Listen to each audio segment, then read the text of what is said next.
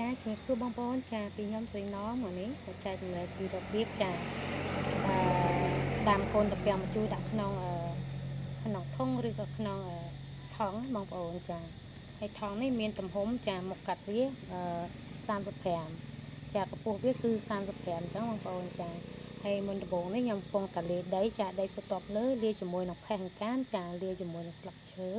ទុំហើយស្លឹកអំពិលទឹកប្រាបងប្អូនចាលាយវាជាមួយនឹងដីហ្នឹងចា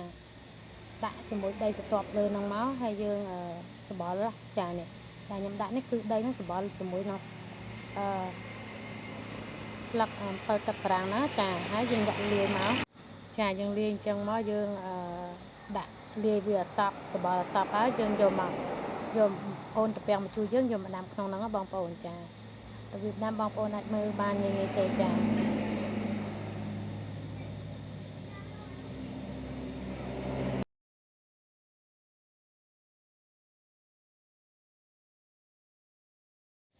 ចាហើយដាក់ដីហ្នឹងគឺយើងដាក់ឲ្យពេញបងប្អូនធ្វើមកឲ្យសល់ប្រហែលជា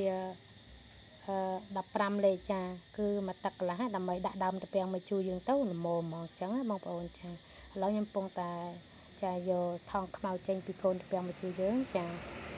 កូនតាពាំងម្ជូរយើងហ្នឹងយកមកចាដាក់ក្នុងដាំក្នុងថង់ខ្មៅនេះចាមានដៃបងប្អូនចាកំពុងនេះបងប្អូនឃើញឬសហ្នឹងគឺជាឬតាពាំងម្ជូរហើយចាវាដើរហើយអញ្ចឹងខ្ញុំយកមកដាំនៅក្នុងហ្នឹងចាដើម្បីថែទាំវាចា